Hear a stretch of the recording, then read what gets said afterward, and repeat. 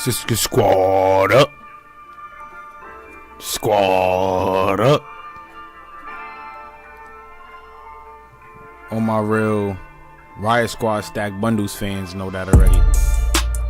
Only my Stack Bundles fans know what that is, man. Squad up. What it do, Chicken Stew, y'all? We back, man. We are back. Happy Sunday. Happy Sunday. We are back, man. Breaking the black barrier. It's the Copper Colored King. Copper Colored Cultures. We back in this bad boy with some more good content. I cannot wait to bless your ears with this one. All I want to say, right? All my folks, if you got family from Louisiana, if your bloodline, if your ancestry comes from Louisiana, I need you to stand up for this one. I need you to stand up for this one. All my brethren them who got family who come from the West Indian Islands, them Cajun Creoles, them Choctaw, them Natchez, the Caddoan peoples, the Chiripanca, one of them, the Shefamta, Queen Chief Warhorse, shout them out, man. Chickasaw, all of the Aboriginal tribes that was on mainland Louisiana. And for those who don't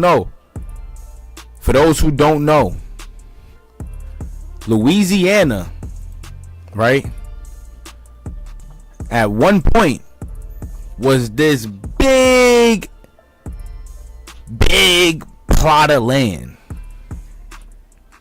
stemming from the most northern point of the United States all the way down to the southwest, pretty much to the southeast, as you can see right here from this map. Right, that's why I love these maps, man. I love these maps because it shows overall how these people operated and how they own big ass plots of freaking land, man. Just imagine, like, I ain't even gonna lie, they say they don't know what happened to the Mississippian civilization right after the 1300s, 1400s.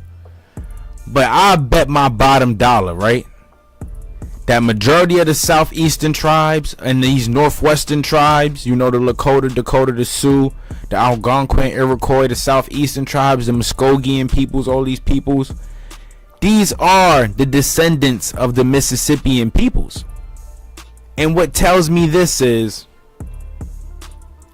you have a disappearance of information from the Mississippian people up until the formation of these tribes. They were all once together. Something broke these people up.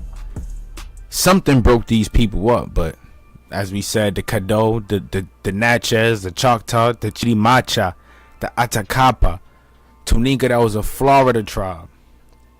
Here we go, some copper colored swarthy Louisiana Indians. Here we go, we getting into it. And as we see on this map right here, what this say? Indians of Louisiana, their contemporary locations and linguistic retention. You got the Choctaw Apache. You know, this is going close to what would be Texas, New Mexico, in that area, those areas, Utah, going in that area, going more west. Then you see the Tunica, the Biloxi, the Alabama, the Chirimacha, more Choctaw. Choctaw was all over Louisiana, man. All over Louisiana. Big up to them people, bro. Big up to them peoples. Big up to them peoples, man. Let's continue, though. So, more or less, man, what I'm pretty much bringing to the channel today is just information regarding the Indian slavery in New France. The formation of Louisiana, the history of Louisiana, Louisiana's black history, and the history of the Aboriginal tribes and their links to the black Americans that walk the land today. Even some of us who live up here in the north, our bloodline goes to the south. Y'all heard me say that in the last one. They said it is an unconsiderable proportion of the blood of the northeastern people, the New Yorkers. Majority of their ancestry comes from the West Indian Islands or down south.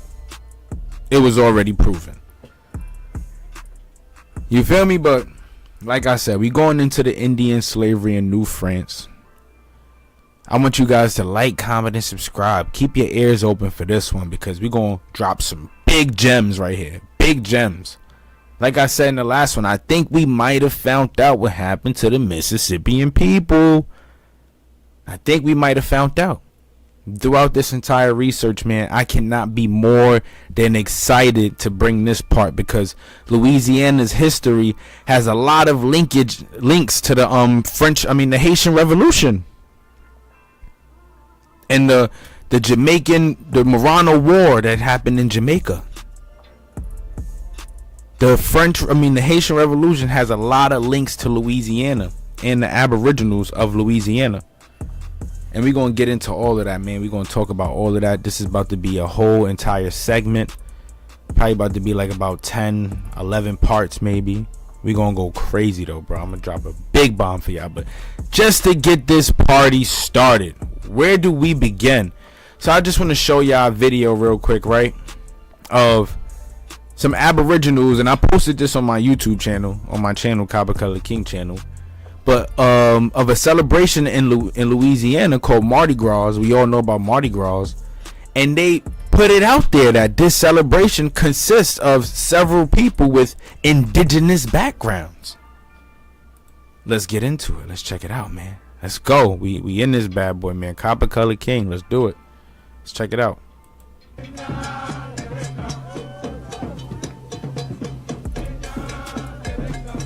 New Orleans, 1986. 1986. I was born 10 years later.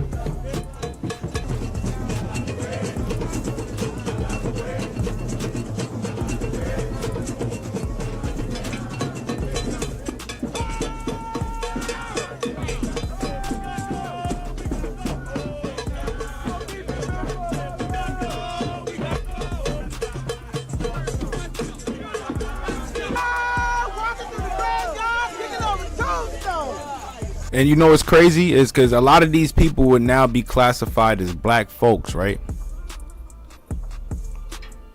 They'll be classified as black folks. They know they true ancestry. Look at homeboy. He's suited top to bottom. Top to bottom. And they popping they ish. They popping they ish big time. Check it out.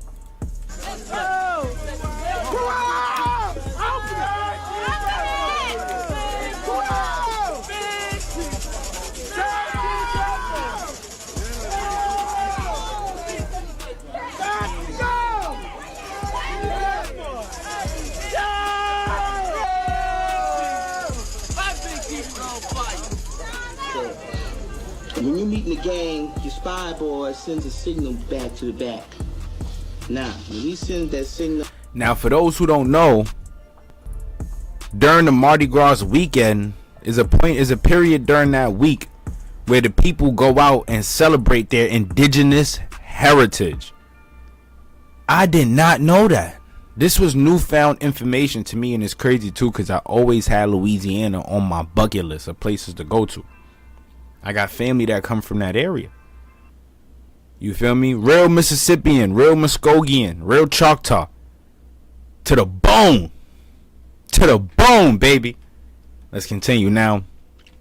What I'm about to bring to y'all right now. This is a 59-minute video. Right? We're going to go through this video. We're going to listen to what the brother got to say. He is about to speak about the first Louisianans, aka the Aboriginal peoples.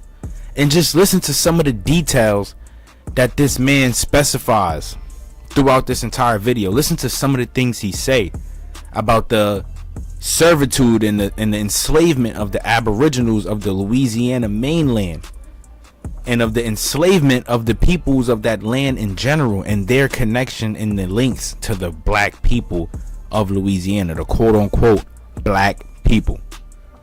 Let's check it out. Like, comment, and subscribe, man. Let's run this up.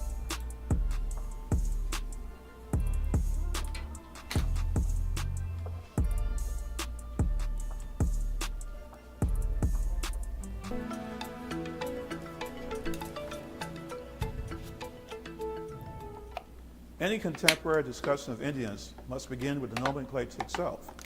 The controversy over the use of the term Indian mirrors the current debate among other ethnic minorities who reject European colonial names in favor of either ancient generic names or modern pseudonyms, which they feel best describe themselves. Understandably, many descendants of New World inhabitants reject Indian as a mistaken label first used to describe them by Columbus. On the other hand, the current term, Native American, is no more precise because there was no America until Europeans identified it as such in the early 16th century. Since the term Indian... Y'all hear what the man is saying? Basically, Native American is a derogatory term. For the sake of clarity, it will be used this is coming from a black man. Of New World inhabitants collectively, or wherever possible, the tribal, society, communal names will be used. For example, Chickasaw, Choctaw, Natchez, etc. While contemporary studies define Indians as an ethnic minority, there were differences of opinion among scholars about the place and time of origin of Indians.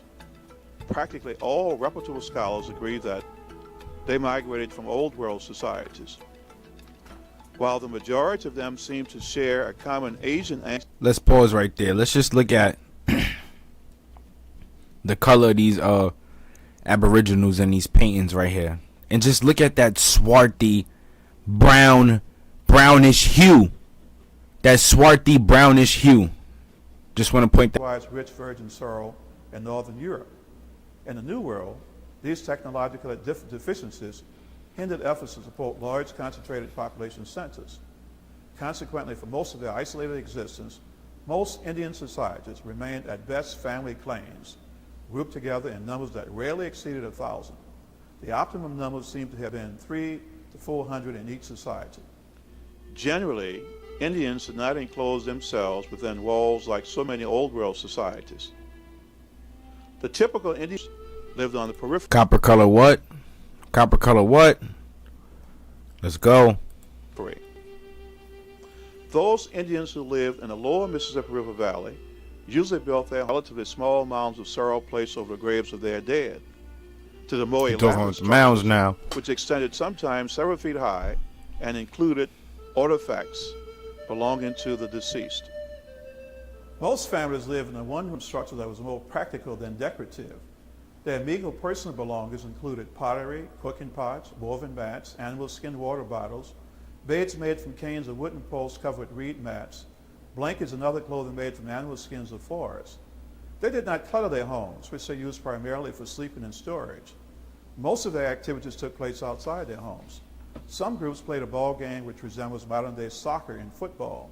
The French called it tournament. Here we go with these ball games. Played on the field approximately 200 feet in length. One team scored. I bet y'all didn't even know that, right? Y'all didn't even know that. These people were playing sports. The sports we watch on TV: soccer, lacrosse, hockey, baseball, volleyball. I don't know for sure basketball, football. Could have been. But they were playing these sports long before any European ever introduced it. For those who don't know, in Mexico, in Central America, the Mayans used to manufacture rubber. So how would these people get their hands on materials, right? These Mississippian peoples, these Louisiana natives, get their hands on materials that aren't native to that part of the land. The materials to create a ball, right, when it's native to Central America. Like, try to catch on to what I'm saying here, right? The trade between these two groups of people, it was extremely active. And I did a video on that one on my channel, the Copper Color King channel. Y'all should go check it out. Very informative. Let's continue. When it touched the opponent's goal with a leather ball. Almost universally, they held boxing matches, swimming competitions, as well as foot races. Boxing matches. Since most of the members of the tribe were related to each other, often through a common female ancestor, tribal decisions were usually made by consensus rather than by a formal vote. Each able-bodied person had a well-defined role to play within the tribe. They taught their children at an early age to assume the expected role within the group. Older males taught boys the skills they needed to survive as adults. They learned to run, swim, climb, hunt, and fight. Girls learned how to cook, plank, distinguish edible from poisonous herbs. Dressed animals, peoples of the lower Mississippi Valley were among the first of the North American Indians to plant corn on a significant basis. Maize. Despite the absence of draft animals, corn flourished from human cultivation because of the very rich delta soil, which was continuously washed not only by the Mississippi itself, but its various tributaries. This culture developed around 800 AD, following the cultivation of northern... And let's remember, too, the Mississippi River stretches all the way from the northernmost part of the United States down to Louisiana. Probably the longest river, the longest riverway, I would say, in the world. People say the Nile is longer. Nah. I ain't even gonna front. The Mississippi River is steep. And you see, like they said it right, he just said it right here, right? These people were able to use maize to cultivate a strong, wealthy civilization. So just imagine what the Mississippian period brought about. These people are just picking up where their ancestors left off. So you see where we could draw these connections. On top of that, we see now how abundant their lifestyle was down there in Louisiana. Let's continue. Flint corn, which could be grown in a short period of time, even in the Midwest, where the growing season was shorter. The close proximity to water allowed some to supplement their diet with fish, waterfowl, shrimp, crabs, and oysters. Women performed most of the domestic chores, while the men basically reserved their energy for the hunt and for war. Deer, bear, geese, ducks, and rabbits, and alligators existed in great abundance. These animals served not only as a source of food, but their furs and skins were used for clothing as well. The region of the lower Those Mississippi commodities, Valley we know, belonged to a loose federation of Choctaws. and we know before he continued, right? Just like the Indian slavery in North Carolina, South Carolina, and Virginia, the French colonizers used the skins, the bear skins, the alligator skins. They used those as leverage. You know, these was the commodities for these people. They used it as leverage to enslave the Aboriginals. We're gonna see that later on as we continue throughout this series, man. Let's continue.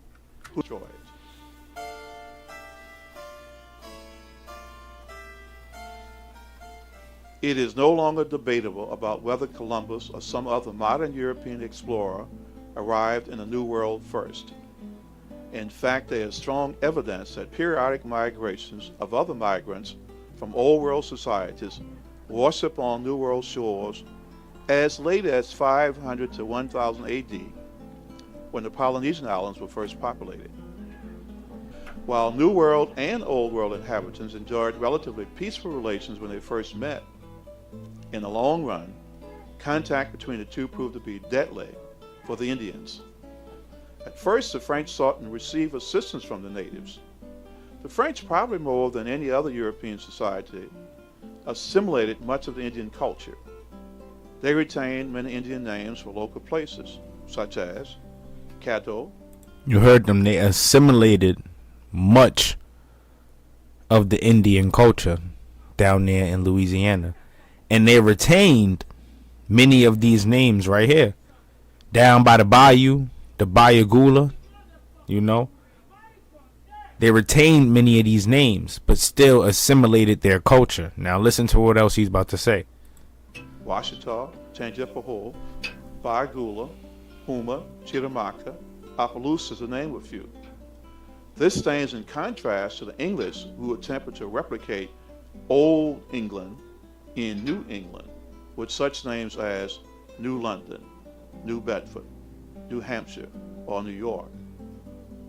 When the Spanish that was a big drop. Had their first appearance here in basically what he's saying is that the French kept the Aboriginal names while the English brought their names over, hence York, New York, Hampshire, New Hampshire.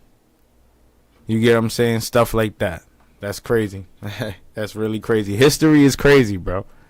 16th century, they had an immediate impact upon the Indians, which dramatically affected them for the future. First, the Spanish brought horses. Indians, first Caddo in northwestern Louisiana, and later others, quickly adapted to horses, both as beasts of burdens as well as for transportation. The possession of horses as personal items also helped to weaken the strong communal bond which had long characterized Indian societies. Second, the Spanish transmitted old world diseases which proved to be devastating in many. They transmitted old world diseases, and this one is crazy too because they always say like they brought over the smallpox, but the smallpox was just the flu. People don't know this. People don't know that stuff, but the smallpox was just the flu. They brought over the flu. You see, influenza, measles, cholera, dysentery, typhus, smallpox. People were dying behind the measles and the influenza, the cholera, the typhus, the flu. On top of the measles. That's why we get vaccines even still till this day. Till this day for this stuff. The measles and the mumps, the influenza. I don't get the vaccine for the influenza though. Sorry, I don't get no flu shots. I'm against that. I'm not with that. You feel me? But we get these flu shots till this day from these old world diseases that they brought over here to the new world, quote unquote. Many cases fatal because Indians had no immunity to them. These included influenza, measles, cholera, dysentery, typhus, or smallpox, sometimes fatal to Europeans, but considerably more deadly to Indians. In the long run, disease, war, and other social pressures drove the Indians to practical extinction. When the French first arrived at the end of the 17th century, an estimated 70,000 Indians lived in the lower Mississippi Valley, considerably fewer than there had been 2 centuries earlier. But this figure would never be reached again. Today, only 3, the Chickamauga, the Houma, the Tunica Biloxi, of the many Indian tribes which once called Louisiana home, remain.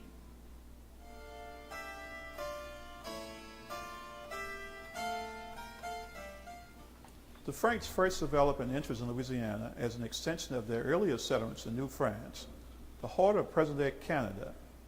In 1534, Jacques Cartier explored the St. Lawrence River Valley as far as present-day Montreal. While he failed in his primary mission, which was to find the fabled Northwest Passage to the Orient, his efforts set in motion future French explorations across the northeastern sector of North America. When in 1604, Samuel de Champlain organized the first permanent French settlement in North America at Acadia, he followed earlier patterns established by Cartier.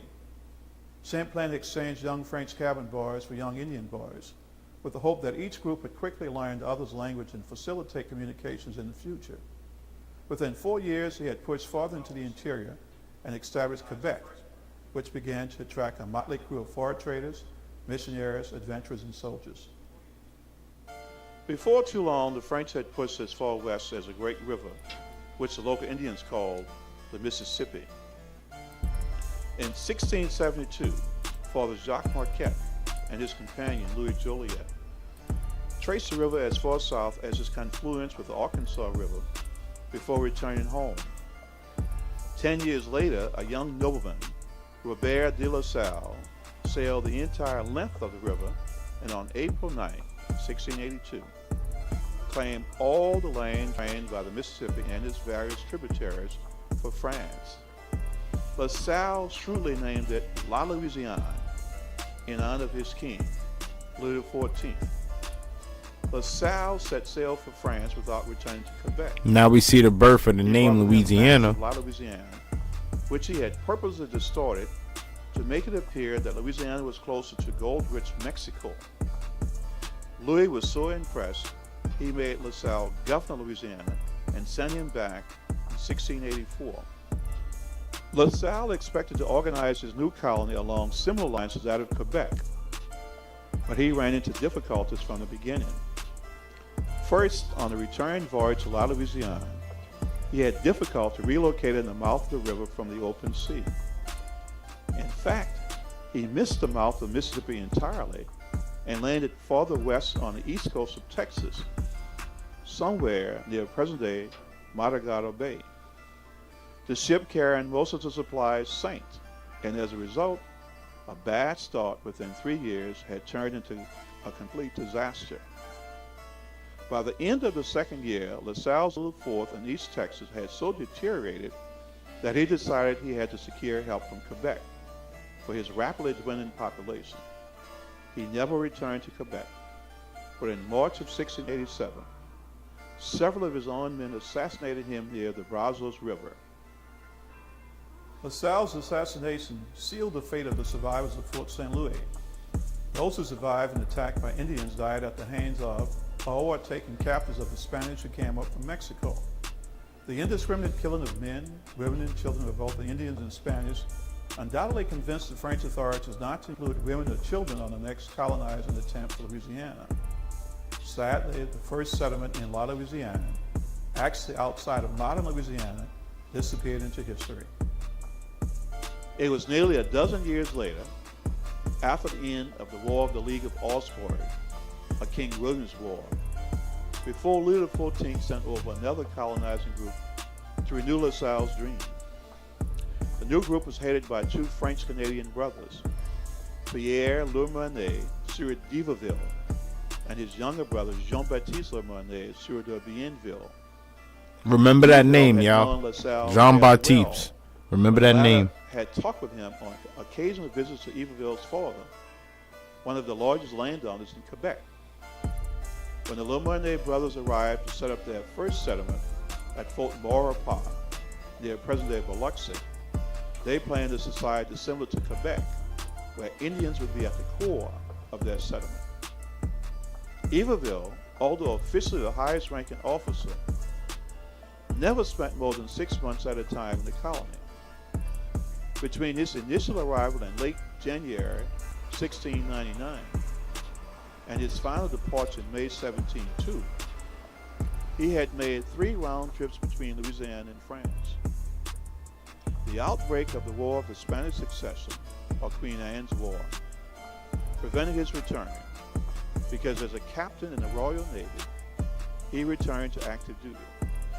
He died in 1706 without ever having returned to Louisiana. During his brief stay here, Iberville had outlined the beginning of his policy, which for the most part an expansion of the Canadian model. It involved major dependence on the Indians, who along with his collection of coureurs de bois, soldiers, adventurers, bureaucrats, and priests, formed the nucleus of the colony. Iberville followed the example earlier used by Cartier and Champlain in opening contact with local Indians. He either went in person or sent out emissaries to assure the Indians of their peaceful intentions. He left young cabin boys to live among the Indians to learn their language and customs. The Lamons made a courtesy call on the great son of the Natchez, with whom they smoked the calumet, a ceremony the great son shared only with dignitaries. They also called on the tribal chiefs of the Chickasaws. French men seemed to prefer Indian maidens to French women, who were always few in number. Besides, not only did Indian women make good consorts, they did more. He said French men would always pursue Indian women before French women. What does that tell you right there?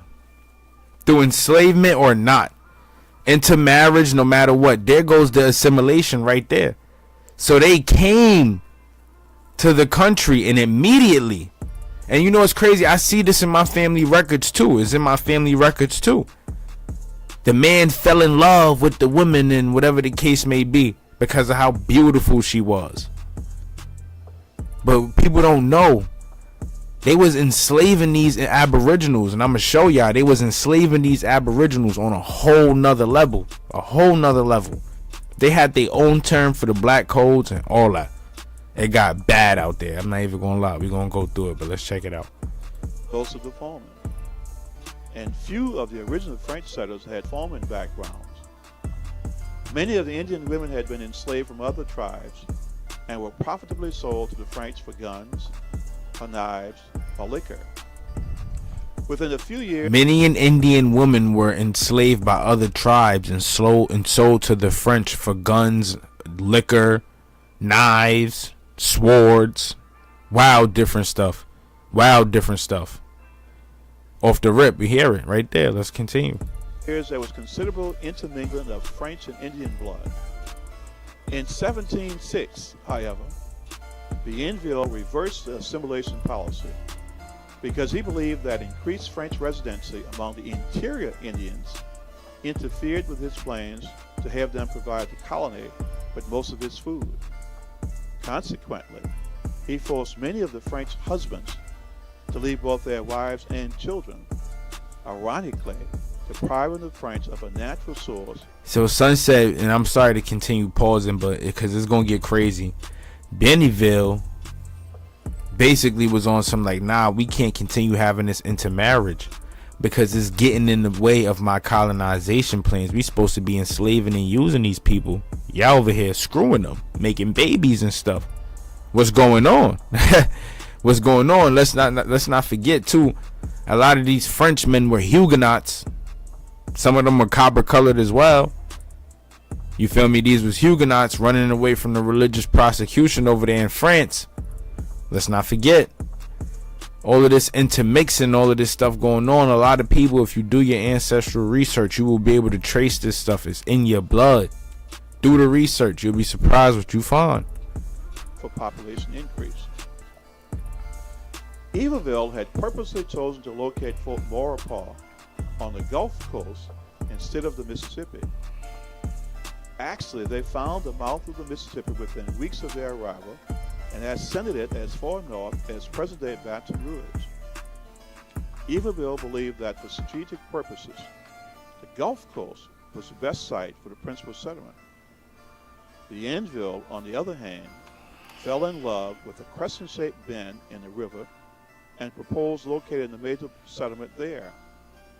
He observed an almost complete water route between the river and Lake Pontchartrain, but Iberville decided against it and thus delayed the founding of New Orleans for nearly 20 years. Iberville and many ship captains like him throughout the first half of the 18th century believed that the treacherous currents of the river made it all but impossible to navigate large ships upriver. Even after the relocation of the capital to New Orleans, many ship captains would discharge their cargo at Gulf coastal ports rather than risk running onto the rocks near the mouth of the Mississippi River. While the Gulf Coast offered some strategic advantages over an inland site on the river itself, it did present several serious challenges. Most of the soil was either too swampy or too marshy or too sandy to support agriculture.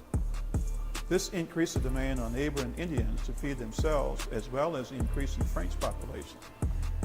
In addition to the original Fort Maurepas, the French within a few years added settlements at Mobile and later Fort Boulay, a small garrison barely within the Mississippi River Valley, following an incident with would-be British settlers which became known in colonial folklore as the Tour des Anglais, of the turnaround of the English.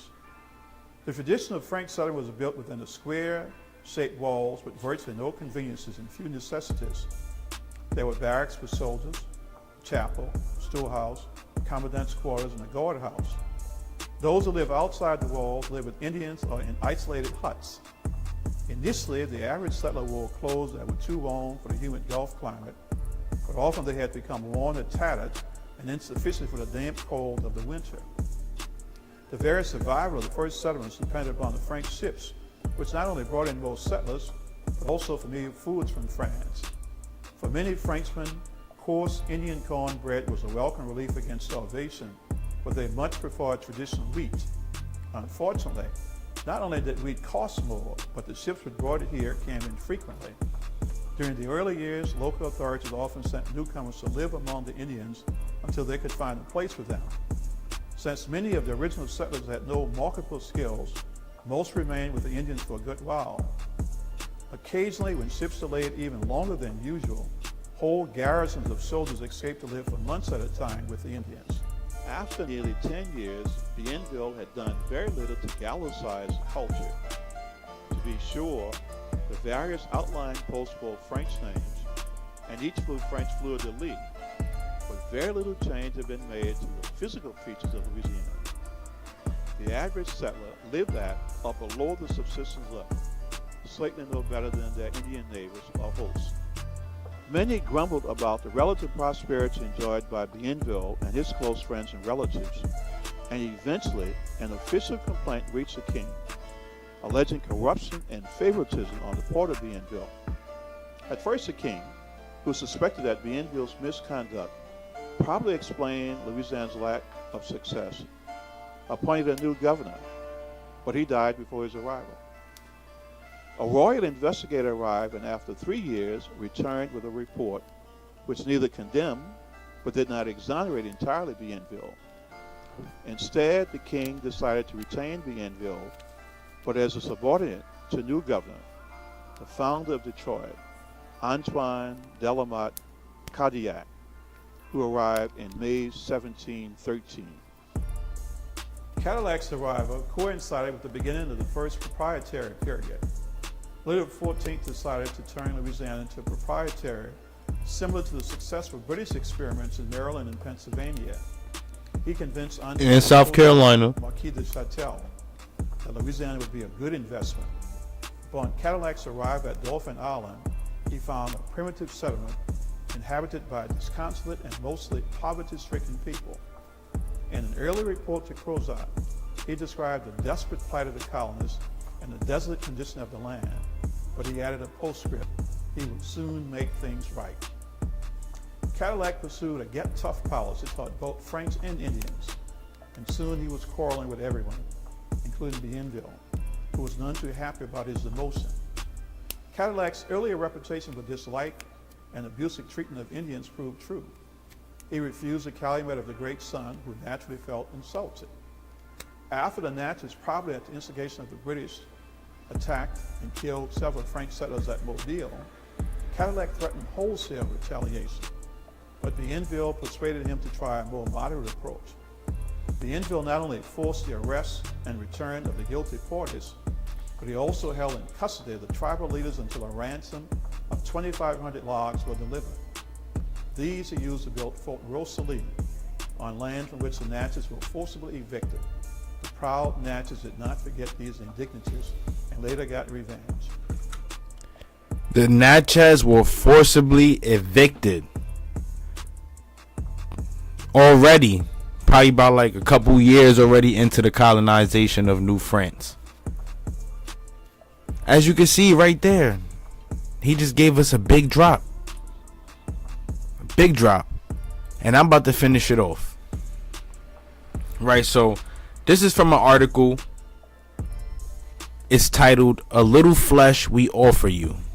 The Origins of Indian Slavery and New France." And we're going to go back to that video too. We're going to finish that video, in a later episode. But I just want to start connecting the dots. And start, using that video as a reference. In this article as a reference. And start giving y'all the facts behind the indigenous slave enslavement in Louisiana. And it's crazy, man. It's crazy how in almost every state in the Northeast and the Southeast and the Midwest, I'm seeing situations like this. The same things happening all over the continent. All over. And the only question I continue to ask myself is, imagine a world, right, where a lot of the languages that we spoke before the colonizers came to our country still existed. Nothing from this history or these people still exists from till this day. And if it does, is in small increments. Small increments. And that's kind of like the purpose of these videos that I be making, because I want to return back to these roots. And then at the same time, educate people. Put y'all on, man. This stuff been going on for a long time. And it's trauma links. There's a lot of traumatic things that happened that links to us up until this day, that connects to us up until this day. It's a lot of connections, man. And how I started to look at it, I start to ask my family members questions and stuff like that. I learn more about my family history, and I learn about the things that they've been through as brothers and sisters, or whatever the case may be. And I see, like, these traumatic experiences passed down through us hereditarily, and we didn't even know it. Either that, or this whole time we've been thinking that it started on the slave ship when we were brought from a whole nother country. Nah, it ain't even like that. It ain't even like that. For some of us, at least, it ain't even like that. But let's continue. Right, so we're gonna go a little bit into this bad boy. Let me zoom in. This that fire. I got another one for y'all too, right? This one is called let me see, Intertwined Threads of Red and Black: The Hidden History of Indigenous Enslavement in Louisiana, 1699 to 1824. This one is some fire. We're gonna go into this one, but we're gonna jump into this first, right? And this is called A Little Flesh We Offer You: The Origins of Indian Slavery in New France. And what it says, between 1660 and 1760, the colonists of New France pursued two seemingly contradictory policies towards their Indian neighbors.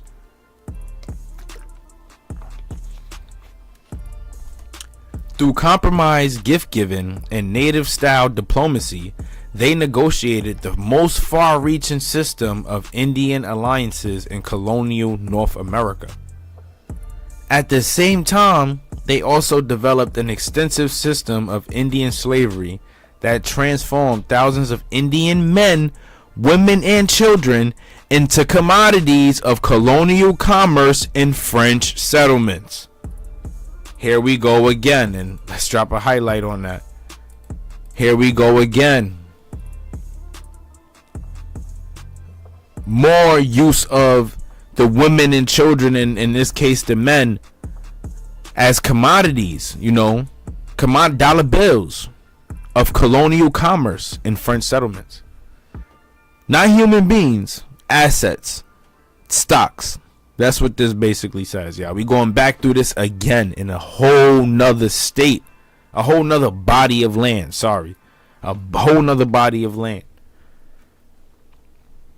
Although these slaves never constituted more than 5% of the colony's total population, they performed essential labors in the colonial economy as domestics, farmers, dock loaders, millers, and semi-skilled hands in urban trades.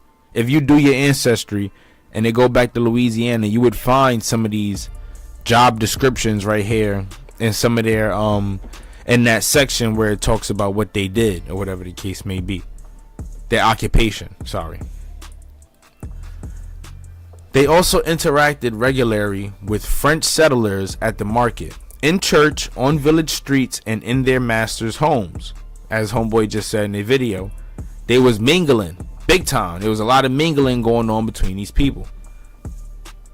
In some areas such as Montreal's commercial district around Rue St. Paul and Place du Marché, Indian slaves played an especially important role. There, fully half of all colonists who owned a home in 1725 also owned an Indian slave. Drop another highlight. Let's go. As we can see, a lot of this stuff, man, is repetitive. It's repetitive. They've been owning slaves since the 1700s. They did this from, like I said, from the bottom of Louisiana all the way to the northern tip and where Canada and whatever the case may be. This enslavement was going on. That whole Louisiana territory. That entire Louisiana territory. And like I said, that's remnants of the Mississippian peoples. That's where the remnants of the Mississippian peoples would be. Parts of it, that's where it would be. So it's crazy how they colonized this entire part of that land. I wonder what they was able to excavate from this part of the land. What's over there in them French museums, man? We gotta find that stuff out. While early American historians have carefully studied the nature and significance of French-Indian alliances, there have been no comparable attention given to the topic of New France's Indian slave system. The only historical work to discuss it at length is Marcel Trudel's L'Esclavage au Canada Français, 1960, a general history of African and Indian slavery in early Canada. Before Trudel, the slave system received a brief conference paper by James Cleland Hamilton in 1897 and less than one chapter in Alman Wheeler's Labor's 1913 survey of Indian slavery. Still less have historians considered the relationship between the rising importance of French-Indian alliances and the origins of Indian slavery in New France. Instead, there has been a tendency to take Indian slavery for granted as an inevitable consequence of colonization, and take it for granted as slavery was practiced in all the European colonies. Trudel characteristically concluded, one does not see why Canada would have escaped the international practice of reducing blacks and natives to servitude. Another drop. One does not see why Canada would have escaped. Yet New France's Indian slave system developed for reasons unique to its time and place. In Louisiana and the Caribbean, for example, France officially forbade the enslavement of Indians. That's crazy, right? And we're going to read more about this because they actually did do it. However, enslavement of the Aboriginals continued and sooner or later became legal in Louisiana. We're going to find out more about that. In the 5 years preceding Jacques Rodolphe's ordinance legalizing Indian slavery in New France, the French crown rejected at least 3 petitions by Louisiana's governor, Jean-Baptiste, like I said, remember his name, Lemoyne de Benneville, to authorize a trade of Indian slaves in this colony. That's a big drop. Homeboy just was talking about that in the video too. That's why I said, remember his son name. Remember son name. Basically, after, it was legalized, they legalized Indian slavery in New France. The French crown was dubbing it like, nah, we cannot continue to enslave these people. They were against that stuff in their own country because they were escaping a lot of that persecution from the Catholic peoples that were invading France around that time. We're going to talk a lot about that, the Edict of Natchez and all of that stuff, and how a lot of these French Huguenots, or that these Huguenots in general, ended up in America. We're going to talk a lot about that. But anyway, yeah, after they legalized Indian slavery in New France, the crown rejected it, and at least 3 petitions by Louisiana's governor, Mr. Benneville, to authorize the trade of Indian slaves in his colony. They rejected his petitions. He wanted to have it busting down there in Louisiana. This man right here. That's why I said remember his name. And as a matter of fact, we're going to highlight it so that way every time we see this name, we know what the reference is to. We know what to connect it to. Thus far from representing a general trend in France's American colonies, Indian slavery in New France originated in response to specific historical developments that shaped its character for the rest of the 18th century. Paradoxically, the enslavement of Indians succeeded in New France because of, rather than despite, the growing importance of French-Indian alliances. That's crazy, right? The enslavement succeeded because of the alliances that were forming between the French and the Indians. Same situation we see in South Carolina and Virginia, whatever the case may be. They show love. They showing love, giving them access to their commodities, stuff like that. And then sooner or later, they double back. They assimilate, steal the commodities, enslave the women and children, use them as servants to continue building their beautiful colony that they see to be so beautiful in the future, whatever the case may be. Between 1660 and 1710, cultural, diplomatic, and economic forces within the growing alliances system converged to draw the French and their native allies into the Indian slave trade. First, Allied Indians offered captives to French colonists as culturally powerful symbols of their emergent partnership. They were selling each other out. Although French bureaucrats initially rejected captive exchange as legitimate tokens of friendship, many Western traders embraced the practice as a means of strengthening trade relations and securing valuable laborers. Second, following the Great Peace of 1701, New France sought desperately to prevent warfare among its Indian neighbors to keep its native allies from defecting to the English. And we're going to see the English and the French pretty much used these people to fight wars for them. They used them to fight wars for them and to fight each other, pretty much, just to get each other out of the mix. And it's crazy because they used our commodities, they used the women and children, they used us as leverage to get a lot of this stuff done. A lot of American history was written from the blood, using the blood as ink of Indian people, of Aboriginal peoples. And a lot of these people being our ancestors. You feel me? And the crazy part about it is a lot of these links just so happen to be maternal. Trace the lineage, and I'm pretty sure you're going to find it at some point through a woman. 100% through a woman. French officials found that captive exchanges offered one of the most effective means of stabilizing the precarious alliance created by the new treaty. Captives therefore became increasingly available as their exchange grew more central to the maintenance of the alliance system.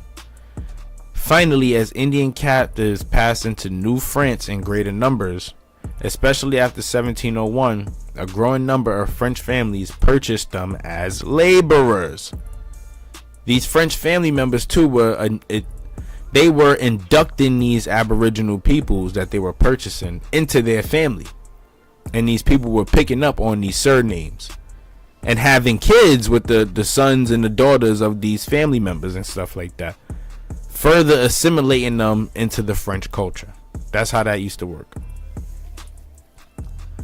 To protect these investments and to put an end to disputes over the captives' legal status, colonial officials issued the 1709 ordinance legalizing Indian slavery. They issued that. Let's see, we're gonna highlight that too because we're gonna do some research on this one. Definitely can't be out the loop. I know nothing of a 1709 ordinance, but now we're gonna find out. When the French began to colonize North America in earnest during the mid 17th century, both they and the Indian societies they encountered practiced forms of human unfreedom that the French called slavery. You see how they term it? They term it. You know, the French, they were familiar with chattel slavery, but the Aboriginal peoples, they practiced a whole different form of slavery. And I got some information regarding that stuff too. We're going to go more into that video as we continue this segment. And as I go into the other books, I'm going to introduce the history of the Natchez, Chickasaw, and Choctaw. And they're going to talk about the types of slavery, quote unquote, that they used to use around these areas around that time. When the French began to colonize North America in earnest during the mid 17th century, familiar with the plantation-based chattel slavery, then developing in European colonies, many French observers used the term esclave or slave to describe the status of Indian war captives.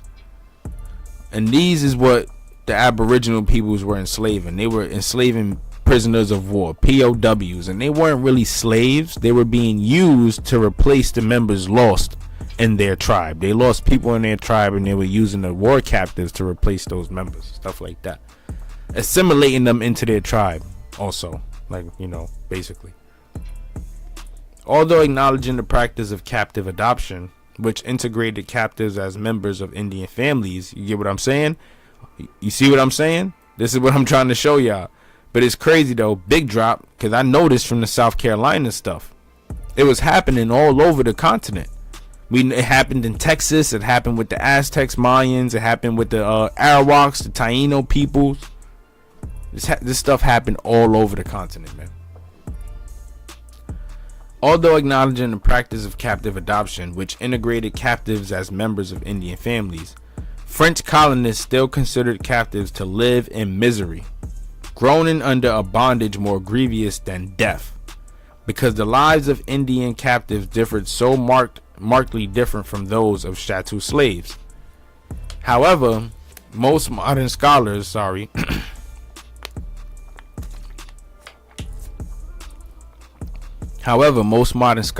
have resisted the French designation, describing Indians captive taken as an adoption complex, to highlight the ceremonial incorporation of captives into Indian families.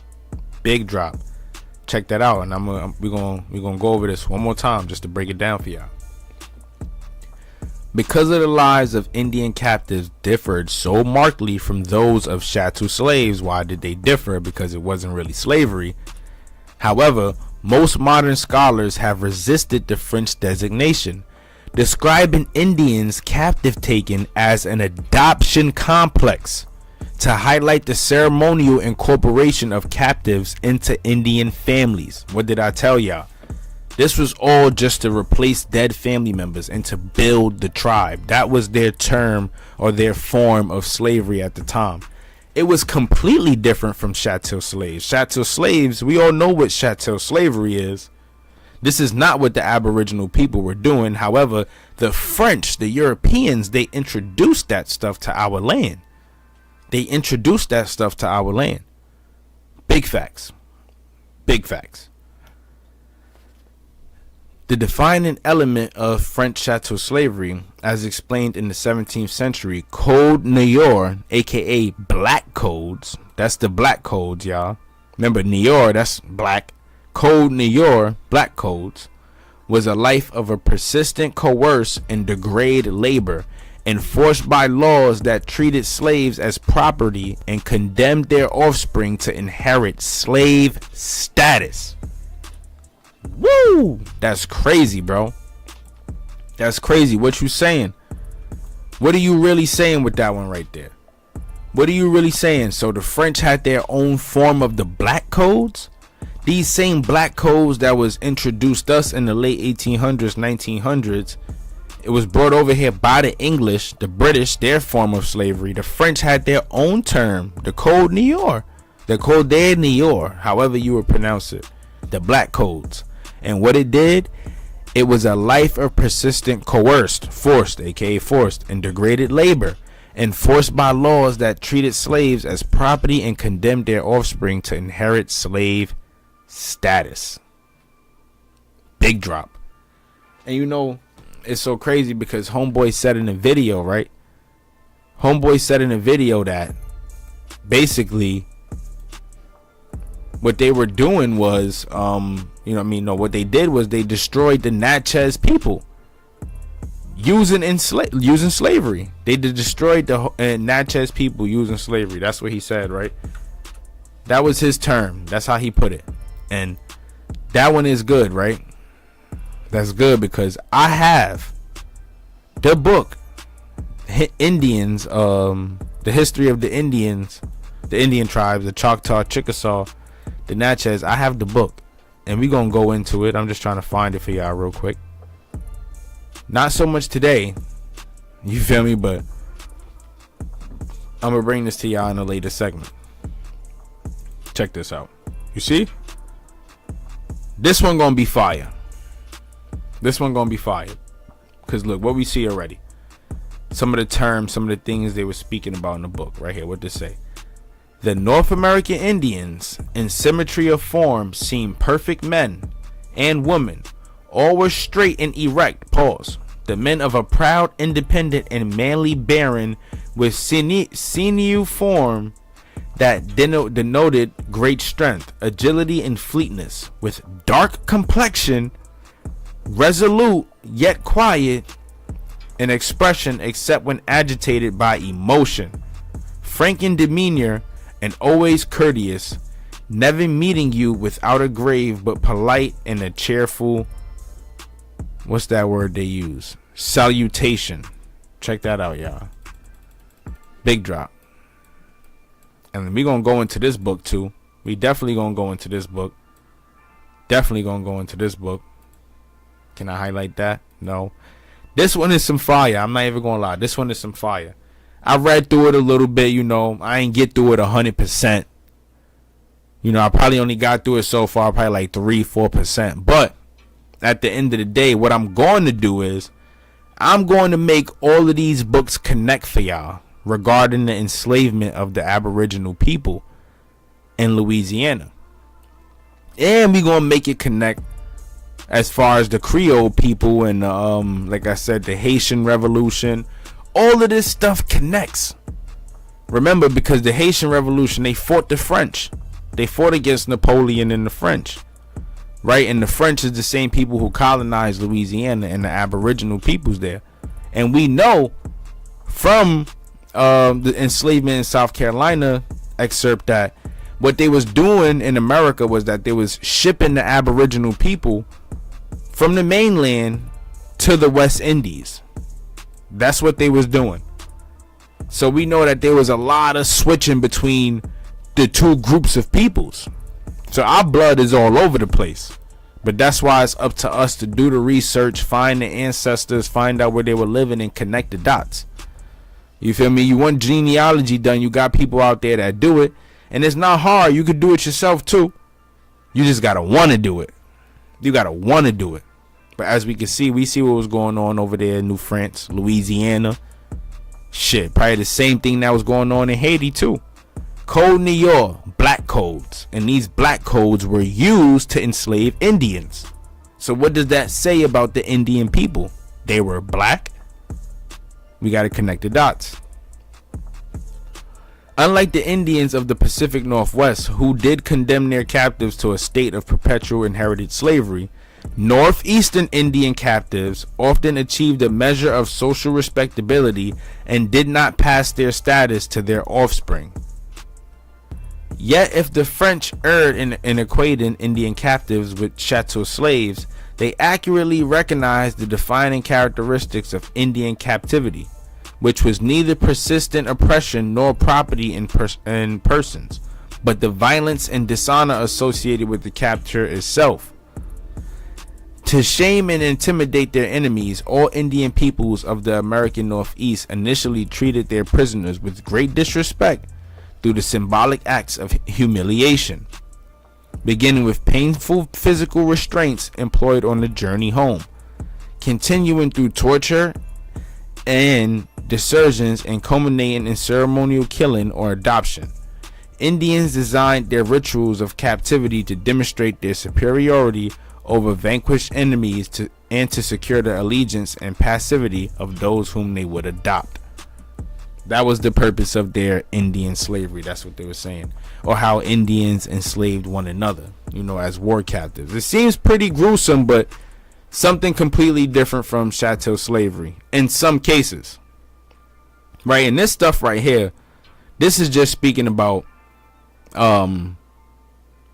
New France, which would be what would be close to Canada, and parts in some parts involving the Lakota, the Siouan people, stuff like that. Now let's check this out, right? Now this is going to talk about what was going on in Louisiana here, and we're going to go into this one way more. So let's get to the first chapter. What we got? What do we got, man? Let's go. What we got? At the close of the 18th century, Turtle Island had become enmeshed in a global war. What is Turtle Island? North America. That's what the Aboriginals knew Turtle Island to be. That's what they called North America. Revolutionary and nationalistic ideology swept like wildfire through European-held ports and cities, becoming international in their scope. The writers of the Declaration of Independence accused Britain's King George III of inciting merciless Indian savages against them. Competing white settler colonial powers vied for supremacy, clutched to their holdings, and the United States was soon born. Right? What you see right there. Come on, man. We got to think about that. In the decades in between the foreign chiefs Washington and Jackson, Imperial war transformed old alliances and erected new flags. Immediately after claiming their independence, American colonists passed the Northwest Ordinance, further splintering native lands for exploitation. This is what this ordinance was. Okay, now we learning. Incursions into the sacred mountains against the Cherokee people erupted into patriotic calls for genocide. A populist movement was not far behind, one that included forced Indian removal from these lands, coveted for plantation agriculture. To the south along the Gulf Coast, the Creek Confederacy, Chickasaw and Choctaw went to war, fighting for both sovereignty, and survival. I pronounced that word, y'all. The colonists had carved out from the heart of the Great Turtle a colony, and it was claimed by the French, then the Spanish, and the French again, and finally the Americans in 1803. This is when the American patriots got their hands on Louisiana. These American patriots being a mix of French, Spanish, and British people, though that being a mix. Early American Louisiana was a complex and evolving society, impacted by the same transnational pressures that had fomented the nascent United States. Its culture and slave trade did not exist in isolation, nor was it cut off from the rest of the then developing nation. It should not be surprising then that the question of Indian slavery surfaced as a pressing legal issue at the beginning of the 19th century and the very first docket of the Supreme Court of the state of Louisiana. And that's the story. That case, Seville versus Stretine, embodies the lived experience and very existence of enslaved Native Americans, has been mostly erased from historical memory. The lived experience and very existence of enslaved Native Americans has been mostly erased from historical memory. Preach. Preach. Big drop. Big drop. Indeed, from the colonial construction of race to the Jim Crow era, paper genocide of natives' indigenous identity in the United States has been systematically regulated, reclassified, and restricted. Big drop. What are they saying? Here we go. We got paper genocide popping up in the articles again. The renaming and reclassification of Aboriginal people, turning them from tribal members into black folks or slaves, Negroes, white folks, whatever the case may be. Paper genocide is popping up again. They use this method. Like I said, they use these methods all over. And when you connect the dots, you see like they weren't slick. You're not slick. Yeah, they was going to war with each other, the French, Spanish, and the British, but they all had the same goal at the end of the day. They all had the same goal. And they used divide and conquer techniques to get rid of the people, quote unquote. The people given voice in Seville case are therefore a rare exception to the many lives that are outside of history. Yet their stories and the stories of those like them are still more likely to be regulated to the footnotes than found comprising the core narrative. But we find in one woman's legacy a microcosm illustrating the forced entanglement of native people and nations in colonialism, chattel enslavement, and the plantation complex from the European contact until the early American period. Another big drop. We going crazy with this one. See, this is why I wanted to hold off on this, because they start already in the beginning, start giving the facts. And we're going to go into a lot more of this stuff too. I told y'all, man, they use this stuff, these methods, like this chattel slavery, bro. This stuff only didn't affect African people. It affected anybody that they got their hands on, especially people who were of a copper colored skin tone. Especially. That's the whole point of the Code de Nior. The black codes. It goes against people who are of a darker skin complexion. And even though this was mainly for like business purposes or to benefit off the land or to benefit off the people, It affected black people in a traumatic way, because we suffering from that trauma still to this day. One, we don't know who we are. Two, we are extra aggressive with one another for no reason, and a lot of that comes from that anger and that resentment that we had towards these colonizers who also could have been black. It goes deep, bro. It goes deep. We need to heal. By beginning here, this paper then can unravel the hidden history of indigenous enslavement in Louisiana and connect it to an emerging broader national story. For thousands of years, native trade networks interwove the Western Hemisphere. Shells from California, right? Listen to this right here. This is the connection. This is how all these people connected. Shells from California, feathers from the Gulf of Mexico, copper from the Great Lakes, turquoise from Arizona, ceramics from Colorado, flint from Texas, and other precious objects like salt, gold, obsidian, corn, maize, and seeds all changed hands. Hence, all of these people actually existing amongst one another within the Mississippian people. This trade been busting with them. They been making contact, man. So them going to war with each other, we see, hey, it had to be provoked. This couldn't have just been happening because in order for them to obtain certain materials, you had to trade with the people who were around you, especially those who came from different landscapes. You feel me? So what was war really with these people? After contact, these networks were also used by those settlers, see, they steal everything, able to gain access to them. Frenchmen traded their goods up and down the Mississippi River into New France, into present-day Canada. Opelousas, the primary trading post located between colonial New Orleans and Nattychokes, was claimed by the French in 1720.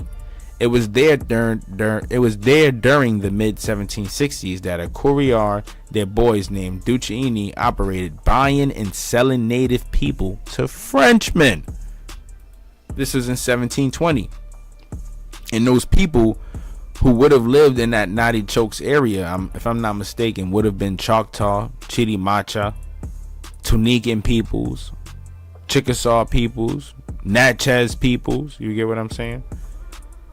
In 1765, Duchesne sold a young girl, 11 years and 5 months of age, referred to in the records solely as a prisoner of war, a pure Indian squaw.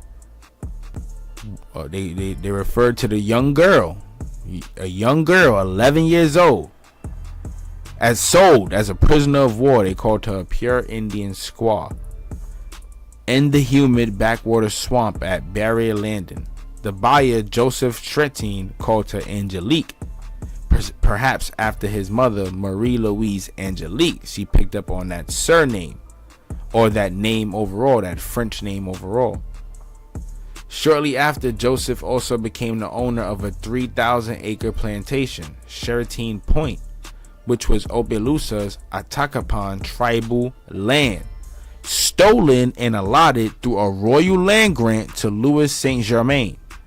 There, Angelique gave birth to her daughter, fathered by the slave trader Duchesne. Agnes was baptized a slave. That's crazy. That's crazy, bro. Because she went from being sold, a young girl sold at 11 years old, got back with the slave trader. Slave trader brought a plantation. Then he used the slave obviously, to work the land.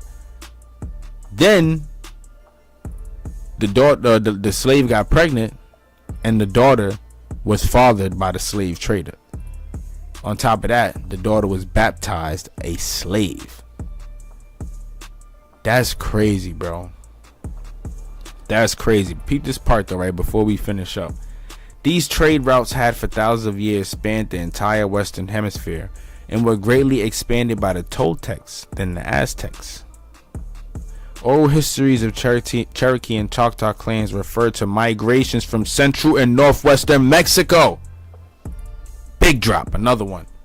I told y'all, man, we gonna go crazy, bro. This is breaking the black barrier. We gonna go crazy, bro. I'm gonna keep giving y'all fire. I'm gonna keep giving y'all sauce, man. Everything that I'm bringing right to the channel, like I keep saying, this is essential information. So I want people to stay in tune, man. Keep tuning in. Keep running them numbers up.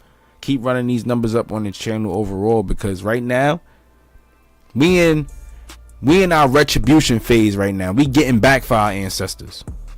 We getting back for the trials and tribulations that our family members went through. Now, I mean, I'm absolving all of that pain, everything that they felt. I'm absolving all of it. I'm taking it all in, and I'm gonna distribute it out with positive energy. You know, I'm gonna put it back in the world with positivity. You know, the goal is to teach people, right? To educate people, keep people educated. That's the goal overall. We got to understand history, man. It's not about his story. We don't want to know about their story no more. We want our story. We want to hear the facts. We want to know what really happened. What was really going on. What was really happening over here in America, man. Who really is grandma talking about when she say we got Cherokee blood or we got Indian blood? Who is auntie talking about when she say that? Who are these ancestors? Where do they come from? What did they go through? What's some of the sicknesses that a lot of them experience? What should I be aware of? What do I have to know about in order to move forward and be better, so that I could live the best life that I could possibly live and get back for my people, man? That's the goal. That is the goal. And I thank y'all for tuning in, man.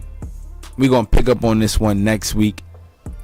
Like I said, I'm super excited to bring this one to you guys, because it's a lot, bro. It's a lot. And it's extremely important for me, because even with the South Carolina one, I got family coming from both parts. So I get to understand what some of these folks went through. I get to get in tune with their history.